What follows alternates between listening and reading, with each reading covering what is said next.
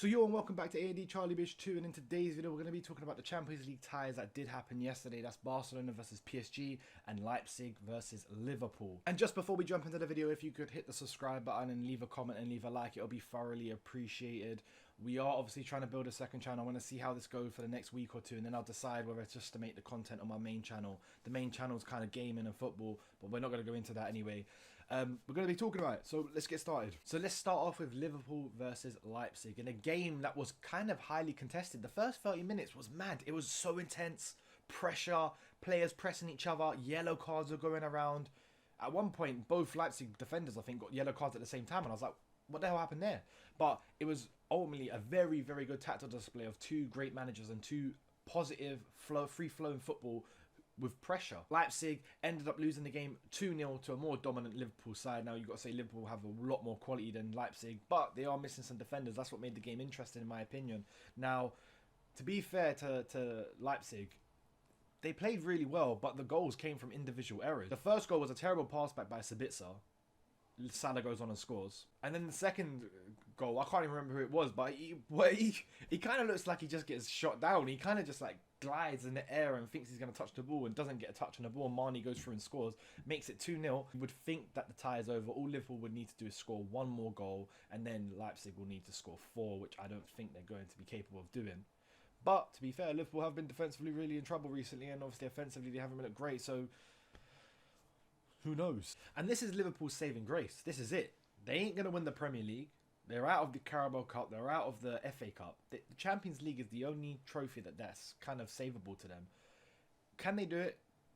They could do it. I never put it past them. They've obviously looked impressive in the Champions League before, and they only won it literally 2 years ago.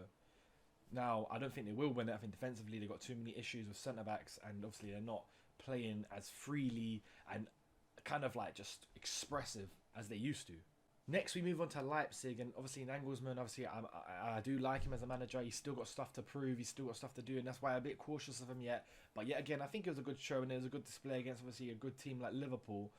They did have some chances yesterday, and I think Angelino let him down a little bit, and I think that was maybe an issue with, he has a left back at left wing back, and if he had more of an offensive player in that position, he might be able to score some goals. Now, he is doing well this season. He's second in the Bundesliga, 5 points behind Bayern, and we know that the team just sold Upamecano to Bayern Munich, and it's just like, how can we take the league seriously? The top dog in the league has literally just went, oh look, there's a team that's second. Okay, yeah, we'll just take him. We'll take him off them.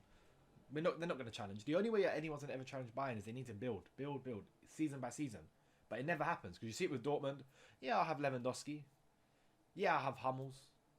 And they just do this all the time, you know. They literally just buy their whole team from rival clubs in the league. And that's why they get such a good price on them, because they're literally just buying like domestic players and just bringing them to their club all the time.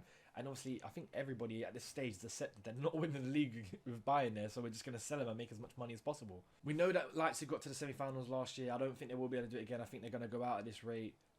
They obviously done really well last year. They knocked Man United out this year. So I don't know what's next for Nagelsmann here. They just feel like a club, and it happened the exact same thing when he was at Hoffenheim.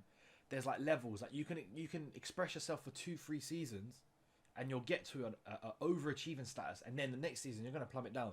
So Nagelsmann has to leave eventually, and I'm very cautious on him right now. I still need to see him a little bit more, because he's got style, he's got a way to play, he's a positive manager, he's a young manager, but that's the thing though, he needs to be tried and tested in different areas.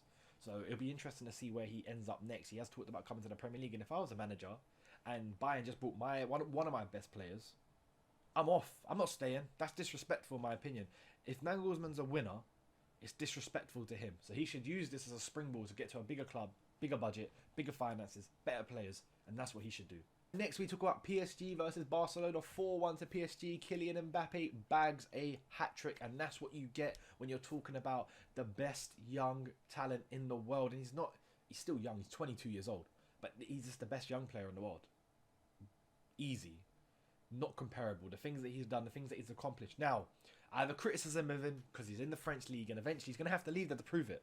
Because you look through their games, you're like, who's big games? What's a big game to them? Lyon, Monaco, Marseille. Like, what are the big games there? I don't know. When it comes to the Champions League, he has been a little bit hot and cold. Sometimes he gets an assist, scores. Sometimes he doesn't do anything. And it has been similar to that in previous years with the knockout stages when it comes to PSG. But yesterday, he truly came alive, you know. Like before the game today, the only goals that he scored was against Istanbul in the group stages. So he didn't score against Leipzig, he didn't score against Manchester United. But he scored against Istanbul, obviously a really lower opposition, let's just say that. And now he's done it against Barcelona. Now, in all fairness, we will go to Barcelona in a minute because this Barcelona team look like they're dying, they're aging, fossil. You know, they're fossilizing into the ground because they look like a former shadow of themselves. They look like the shadow of the shadow of the shadow. They look dreadful. Look, and we got to remember this is the PSG side yesterday without Di Maria and without Neymar. You know, they got Mbappe scored 3, Moise Kean scored 1, who was like rejected at Everton practically, and it looks like he's on fire at the moment. He's been scoring goals. And it's one weird thing, like, this is Pochettino. Yeah, I think people forget that obviously Tuchel just came from that job. And it's like, in my head, I'm like, this doesn't seem right that Pochettino's at PSG. But he does deserve it. And I'm actually really happy for him because I think what he done at Tottenham was amazing. Like, the budget that he was given, the players that he was given, he transformed the club for a couple of years. Now, obviously, it ended up crashing a little bit. But that happens with most tenures, unless you leave on your own terms. But I think Pochettino was one of them ones. He wanted to see out the contract, stay there and try to win a trophy. Didn't happen. And that's one of the big problems. Will he be able to do it at PSG? That is one of the big questions that we're going to be waiting to see. Can he win a trophy? He's going to win the league, let's be honest. He has to win the league. I mean, I know they're second at the moment, but come on, like, he has to win the league with PSG. He probably has to win a cup there as well. And let's talk about Barcelona. Like, we're talking about one of the best clubs in history. We're talking about one of this Barca side only a couple of years ago, or even you can say within the last 10 to 15 years, they had arguably 2 of the best sides in world football that's ever been before. And now look at them, they are shambolic. We're talking about in the last 5 years, Barcelona's hit 4 quarterfinals and 1 semis. That's not good enough for Barcelona. Now, when you look at some of these players, they're just not good enough for Barca. Like, we're talking about Messi level, and obviously no one's going to be on Messi level, but you need people just under him. Like, I think Griezmann was a good signing in terms of what they were expecting to get out of him. Now, I know he wasn't as good as what they expected, but that kind of signing is what they want. But when you look around and you're looking at, for example, I would say Piqué, Busquets, they're going to be like legends of Barcelona. They've done it all with them. They've done really big things. They were in their best sides twice. But I think it's just one of the moments where you're like, we're entering a new era. You know, it's time to get the old deadwood out and bring in new players. Because obviously this isn't working. You got the likes of Jordi Alba now. Obviously I don't watch Barcelona that much, but I'm just looking at them and I'm like, where is the innovative decision making in Barca? Like, where is this club going to go? Because once Messi leaves, and it looks like he could leave on a free if he doesn't sign a new contract, they're not going to be getting no money for him. They're going to be in a dire situation. They need a manager to come in and completely change the club. Or they need a massive overhaul at top. And I know there's all politics involved in the way they operate with, you know, the directors and the boards and obviously the voting system. There's a lot that goes into it. But I feel like they do need an established manager to come in and change Barcelona. They just got smashed 4-1 to PSG. And this isn't surprising because we saw them last year. They got smashed 8-2 to Bayern in one game. Like, that doesn't happen. That should not happen to Barcelona. And it just shows you what a dire situation they're in and how terrible they're doing. They got no trophy last year. It looks like they're not going to get a trophy this year. They're 2-0 down to Sevilla in their Spanish Cup at the moment. They need to claw that back if they want a chance. It doesn't look like they're going to win the La Liga. They look like they're out in the Champions League. Like, we're going to be talking about a Barca side that hasn't won a trophy for 2 years, which is kind of crazy when you consider, like, they got Messi in there. And I know Messi, there is this whole Messi situation. I know Messi probably isn't playing his best football that he's ever played, and I think he obviously wanted to leave. And unfortunately, the situation is what the situation is. You know, I haven't done too much digging. I know a little bit about it, so I won't comment on it too much. But it's just like, it's an upset Messi. I don't know if you want to disrespect a legend like that.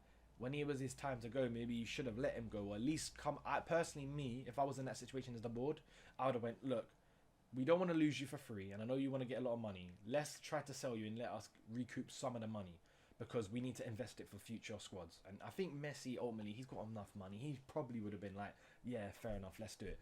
But let's not do none of this crazy 900 million, 800 million. Let's do a reasonable fee, 70 to 100 million, you know, 60 million. Let's do something like that so you can get a little bit of money to spend on the squad in the future. But this is the end of the review for the Champions League games. This is AnythingEverything. If you can hit the subscribe button, it really is appreciated. I am working on my own setup very shortly. I'm going to be getting new everything, new desk, new equipment, I'm going to be thinking about getting a new camera. I just need to do a little bit more research into that. New lighting area. And I'm basically going to sort it out. And it is a lot harder than just doing it. I've got to do deliveries. I've got to research what I want. So just bear with me.